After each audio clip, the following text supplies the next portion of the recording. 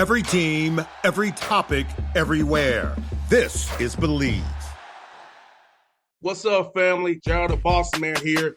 You're tuned into the Bossman Show on AM 1010, AM 1430, 1055 The King. Check The King out at 105theking.com and the Bossman Show at bossmanshow.com. Hit me up on Instagram, The Bossman Show, Twitter at Bossman Show, and Facebook, Bossman Show. It's the Bossman on your radio. Listen to the Bossman Show with your host, JR, Saturdays at 9 a.m. right here on AM 1010, The King. What's up, good people? BetOnline is your number one source for all your betting needs. The latest odds, lines, and matchup reports for baseball, boxing, golf, and more. BetOnline continues to be the fastest and easiest way to place your wagers, including live betting and your favorite casino and card games available to play right from your phone. Head to the website or use your mobile device to sign up today and get in on the action. Remember to use your promo code BELIEVE, B-L-E-A-V, for your 50% welcome bonus on your first deposit. BetOnline, where the game starts. BS3 Network, changing the way you watch TV. Yes, BS3 Network, changing the way you watch TV, covering content and hot topics from A to Z, sports, music, society and culture, movie reviews, you name it, we have it. Check it out on bs3network.com or check us out on Roku, BS3 TV on Roku, as well as check out your favorite podcast on all podcast platforms or Spreaker.com/BS3 Network. You are now tuned to BS3 Network.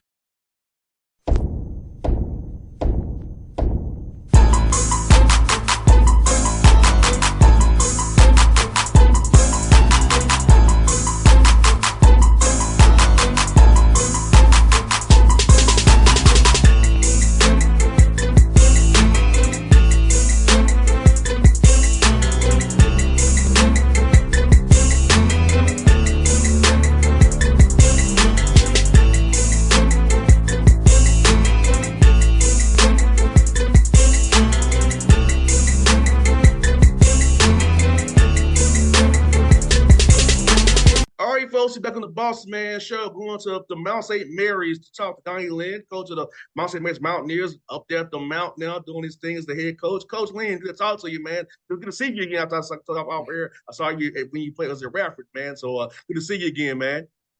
Good to see you too. It's been a minute, but good to see you. Yes, sir. Well, Coach, let me ask you, man. Tell you this opportunity at Mount St. Mary's. Dan did a good job there all those years to the tournament, and now you coming in here. So, kind of, what about this opportunity when it was brought to your attention that it was open up, so it really kind of made you want to go after his job and get it the way you have, man? Yeah, it's a special place. You know, I had the privilege of being an assistant here for 3 years, and so I knew what the Mount was about.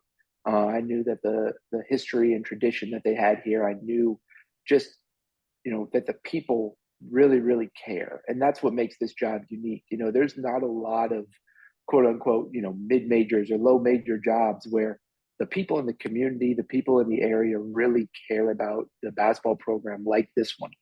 And so when it came open, I knew that already. You know, I didn't have to do much research on, is this a good job? Is this not a good job? And so when I knew how good of a job it was, honestly, I was surprised that I would be somebody that they would consider. You know, I mean, you know, obviously having worked here and knowing all of the other good coaches that have worked here or played here, you know, I thought if they're going to go that route, you know, I mean, maybe I could be on the list, but I'd have to beat a lot of really, really good coaches to get the job. And so, you know, when I saw it was open, I went all in and tried to find a way to let them know how serious I was and what I think this place can be. And, you know, obviously Brad Davis, the AD, and I, we connected really, really well and have a similar vision of what we can do here at the Mount.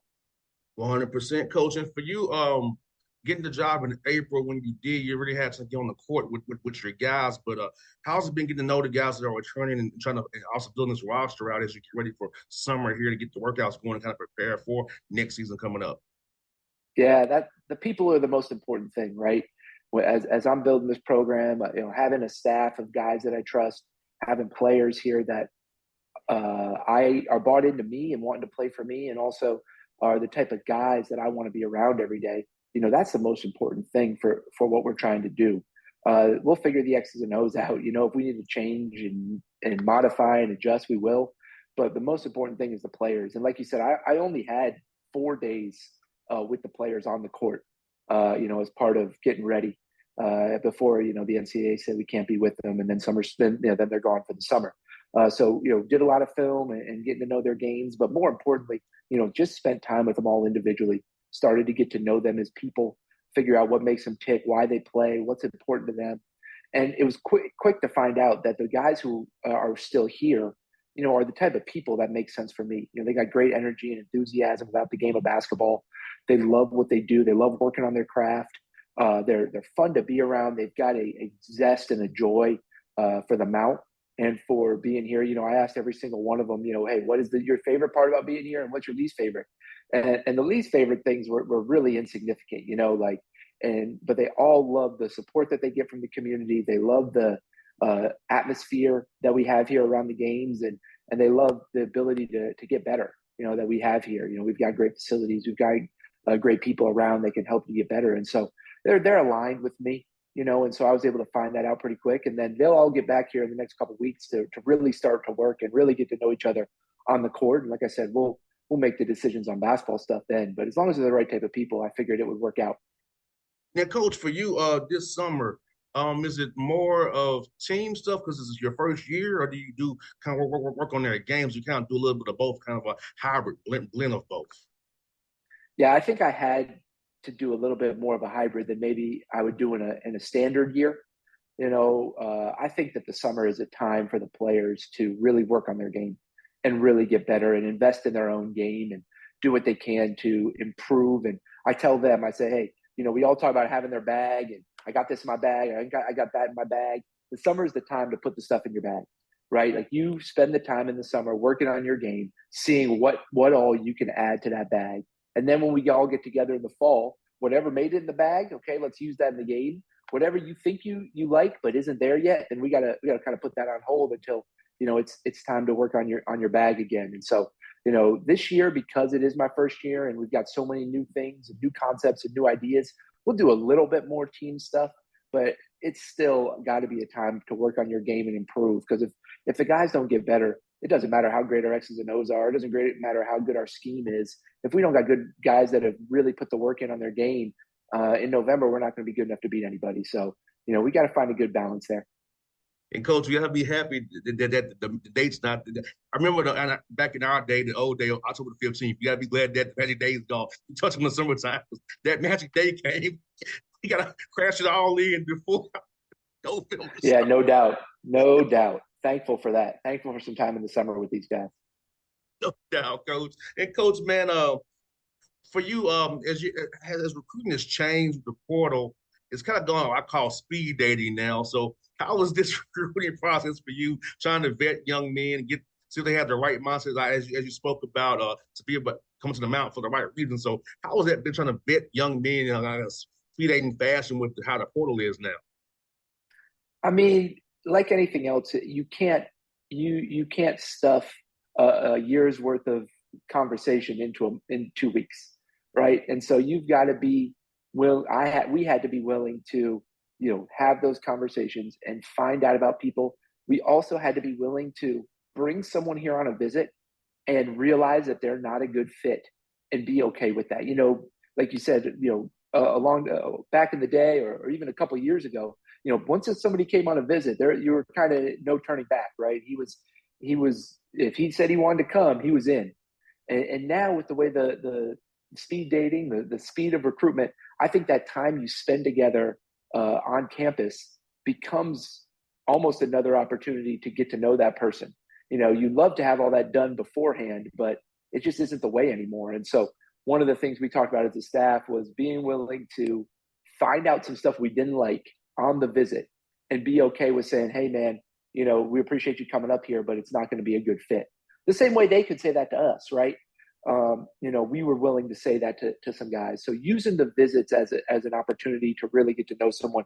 It's like, that first time you go away for the weekend with your girl, you learn some stuff about her that you didn't learn in the first couple months of dating. It's the same sort of thing when you have someone here on a visit. And so we knew we had to be okay with that.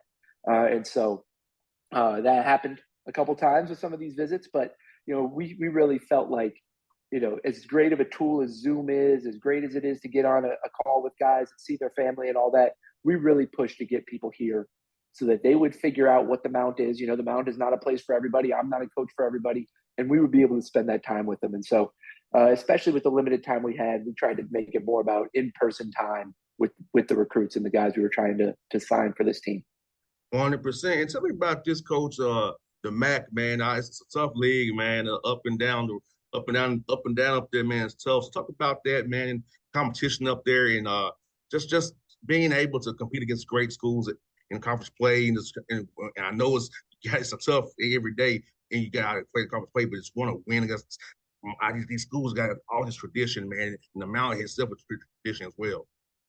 Yeah, it's cool. So I coming from the SoCon, right? I think it's very similar to the SoCon, just in a different part of the country. It is a basketball-centric league, just like the SoCon was. And it's a league where good guards run the show, right? You can't win in the MAC without good guards. And so I feel like I got a good taste of what the basketball is going to be like from my last 3 years in the SoCon, being in environments where they really care about basketball, being at that mid-major level, but people are more focused on basketball than football. And so coming to the MAC, a league that is very, very basketball-centric, like you said, there's tradition up and down the league. There's schools that have, gone to the tournament, made runs in the tournament. They, now you're going to be playing, twice a year. And it's exciting. When I was here as an assistant, the Mount was in the NEC. And so coming to the MAC now, it's a much more appealing job because it's a higher level league. It's a better level of competition every night, but it's also tougher, right? It's also tougher to compete every day. You got to have more resources. You got to be willing to spend. You got to be willing to, do the things that it takes to be really, really good at this level. And it's cool because I came here at a time with a new president and a new AD that are both committed to men's basketball being really, really good. And so it's a fun time to be at the Mount. It's a fun time to be in the MAC as it's growing and expanding. And we just had MAC conference meetings, and all of us coaches went arm in arm and argued about stuff and tried to pave a way forward that we can be competitive as a league and going forward. So it's an exciting league to be in. I'm excited to go through it and see where we fall, and hopefully put a team out there that competes every night. And Coach, I know what in your meetings, but one thing I would always push for if I was a coach like yourself is 2-day prep. So I would say let's play Wednesday, Saturday. So you get 2-day prep. Trying to do it on 1-day prep near that travel can be difficult. We don't make excuses, but it's just the truth. It could be difficult sometimes on a 1-day prep with travel. Oh yeah, no doubt. We got a lot of Friday, Sundays in the MAC, and I was in the MAC as a student when I was in school, and so I remember those trips when you'd play on Friday night, and then you'd have to go drive 2 or 3 hours, and then go play again on Sunday, and that day of practice on that 1-day prep is really light, and it's a lot of mental stuff, and then it's the team that's more ready to go out and play there on Sunday. Is usually the team that can get it done. It's not as much about game planning and execution as it is about recovering and mentally being ready to go when that ball jumps up mid-afternoon on a Sunday. No doubt, coaches. And man, for you, non-conference scheduling, that's one of the big things that you do besides recruiting, man. So how is scheduling games been? I know it's one of the hardest things coaches do. So with you being a first-year head coach, I'm pretty sure your phone may have rung off the hook more than usual. The guys want to get a game from you. Yeah, everybody thinks we're going to stink. So it was easy to schedule this year. Everybody thinks they could get a piece of us. So we had a philosophy. Certainly we need to play some guarantee games here. Put ourselves in those positions to play some high majors and get a chance to test our mettle against them and see, kind of where we stack up. I believe that those games are super important, obviously from a financial standpoint, but also from a standpoint of, our goal is to play in the NCAA tournament. In that first round, when we go in there as a 13 or 14 seed, we're going to play against a team like that we're going to have seen already in a guarantee game setting. And so, those games, I believe, help get your team ready for the NCAA tournament by having prepared and played against teams like that. And then, the cool part about being here is the local, same level competition that you can play in home and home games. There's so many natural games that you have to turn some away. We play Loyola every year, which is the longest standing rivalry in the state. Have played, for over 100 years. And it'll be a special one for me, being a Loyola alum, to coach in that game. And but we also, we play all sorts of local teams. We play Howard, we play Bucknell. We play some of our rivals from when we were in the NEC, like St. Francis, PA, and LIU Brooklyn. So there's a lot of really good natural home and home games, within 3 or 4 hours that make a lot of sense. So that's fun for scheduling. I like to play those games in the non-conference. That makes sense for us, makes sense for our fans. They're at home, maybe they're 60-40 games. On the road, they're 40-60 games. And that's what college basketball should be about, right? You're playing 100%. games that you got a chance to win every night against schools that matter to your institution. And Coach, man, I got one for you. For you, Coach, what point did you decide you want to get into coaching? I know that's, like I said, I know it's a fun job to have. My dad's a coach. Actually, I chose to do radio and media because I know I'm a little too scared to be a coach. My mouth might get me in trouble off the air. So, but at what point you decided the coach could be in your cards in your future as a career path? Yeah, so I couldn't play anymore during college. I found out that I really wasn't good enough, and then I had an injury, and it wasn't going to be in the cards for me anymore. And so the staff at Loyola asked if I wanted to hang around and be a manager, and I was a student manager for 3 years in college, and at first I hated it. I thought I could still play. I compared myself to the guys who were on the team, and sometime during my junior year of college, I realized that the coaches there at Loyola at the time were helping me grow up. And, I had this realization that I need something like that while I'm in college. Everybody else is running around acting a fool, being an idiot. And we on this team, we have our fun, don't get me wrong, but we've got something bigger that we're working toward. And because of that, we're making better decisions. We're moving in a direction that is helping us become men. And, I've always wanted to find a career where I could help people. And they kind of married each other, when I was later in my college career. And I didn't know anything about the business. I don't have any family that's coached. My dad's a accountant and my mom was a nurse. And, it's like, just, then it's just been trying to figure it out. I've been fortunate to have really, really good people around me, get really, really lucky, and people that have kind of helped me along the way and pointed me in the right direction. And then, I just believe that, you try to do whatever you can to give yourself a chance to get lucky, right? Put yourself in a position to be the one who gets lucky. And obviously, this is a testament to that, getting this opportunity here at the Mount. And last one for you, Coach, is being an assistant coach as long as you have, how did you kind of prepare to become a head coach, being in that role as an assistant coach? So how did you kind of prepare for this opportunity to be ready for it as you are right now? Well, I was really, really fortunate working the last 8 years with Mike Jones because he had a bigger vision for me, I think, than I had for myself as a coach. I came to him as a young assistant. I'd only been an assistant for 3 years when I got to him. And he immediately talked to me about, becoming a head coach and what it would be like to be a head coach. And I think you're going to be a great head coach. And just speaking that into my life. And then not just, wasn't just, words, right? He gave me opportunities right away. And then it just grew year after year after year to do the things that head coaches do, to have a voice in practice. And then first it was, hey man, I want you to speak up, be willing to talk, be willing to coach. And then it was, hey man, I want you to coach this part of our team and really get into it. And then it was like, hey, I want you to run this segment of practice, right? And then it just grew and grew and grew.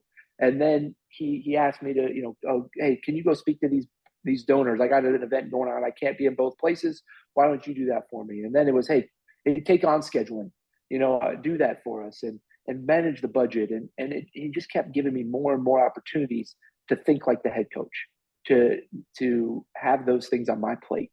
And now being in the head coaching chair, I understand he needed to get that stuff off of his plate because there's so many things that you have to do every day. And when you have a staff that you trust and you can give them those responsibilities, now not only does it clear your plate to focus on what's most important, but it also gives the guys on your staff things that help prepare them for the job. So he did an unbelievable job, taking a young coach and helping him develop him to be ready for this position. I'm still overwhelmed and humbled by the fact that I get to sit in this chair and do this job, but it's exciting. And I feel like most days I think I'm ready and I'm running and, we're figuring it out. And then there's days that it's a little overwhelming, but like you said, we put the time in every day and we got good people around us that help. And, you get an opportunity like this, you just got to run with it and take it and, trust that your training got you ready to go. No doubt. Well, Coach Lynn, I thank you for your time today. Hope to see you during the live period. I'll be at Lake Point. I'll be at these events around Atlanta and Georgia doing the live period. So hope to see you there during that time. And before having you on the show again in the future, Coach, it was really fun to talk to you. And if you ever need anything from me, Coach, I'm here for you. You're a friend of Mike Jones, a friend of mine. So I'm in your corner, Coach. Sounds good, man. Hey, I appreciate you having me on. Good to talk to you again. And certainly we'll catch up when we get down to Atlanta and get a chance to. Sounds good, Coach. It was fun, man. Hey, have a good one. BS3 Network, changing the way you watch TV. Yes, BS3 Network, changing the way you watch TV, covering content and hot topics from A to Z, sports, music, society and culture, movie reviews, you name it, we have it. Check it out on bs3network.com or check us out on Roku, BS3 TV on Roku, as well as check out your favorite podcast on all podcast platforms or Spreaker.com/BS3 Network. You are now tuned to BS3 Network. What's up, good people? Bet Online is your number one source for all your betting needs. The latest odds, lines, and matchup reports for baseball, boxing, golf, and more. Bet Online continues to be the fastest and easiest way to place your wagers, including live betting and your favorite casino and card games available to play right from your phone. Head to the website or use your mobile device to sign up today and get in on the action. Remember to use your promo code BELIEVE, BLEAV, for your 50% welcome bonus on your first deposit. Bet Online, where the game starts. What's up, family? Jared the Bossman here. You're tuned into the Bossman Show on AM 1010, AM 1430, 1055 The King. Check The King out at 105theking.com and the Bossman Show at bossmanshow.com. Hit me up on Instagram, The Bossman Show, Twitter at Bossman Show, and Facebook, Bossman Show. It's the Bossman on your radio. Listen to The Bossman Show with your host, JR, Saturdays at 9 a.m. right here on AM 1010, The King.